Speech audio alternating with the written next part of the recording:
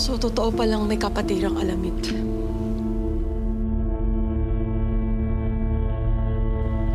Nung pulis pa ako, narinig ko na merong ganyan.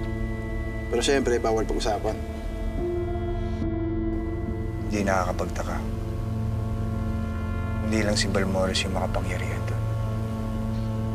Kung hindi lahat ng membro nito. Mga makakapangyarihang mamamatay tao. Na pinamumunuan ni Balmores. Kaya pagkatapos ng misyon natin, hindi lang dapat si Balmores ang mapapabagsak natin, kung hindi ang buong alamid. Lupit mo, attorney. Napasok mo na yung inner circle nila. Basta ingat ka lang. Dahil hindi ka talaga nila bubuhayin kapag nalaman nila kung sino ka talaga. Pa yung pagiging alamid ko, yung pinakamabilis na paraan para mapatunayan kay Mercy na tama ang pinaglalaban natin.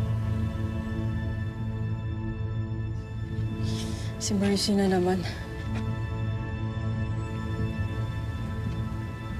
Jane, problema din natin si Mercy. Hindi siya yung problema. Ikaw! Ayaw mo siyang tantanan eh.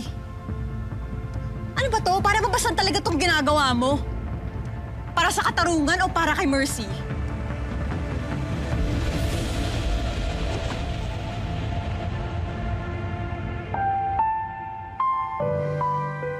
Anong nangyari dun?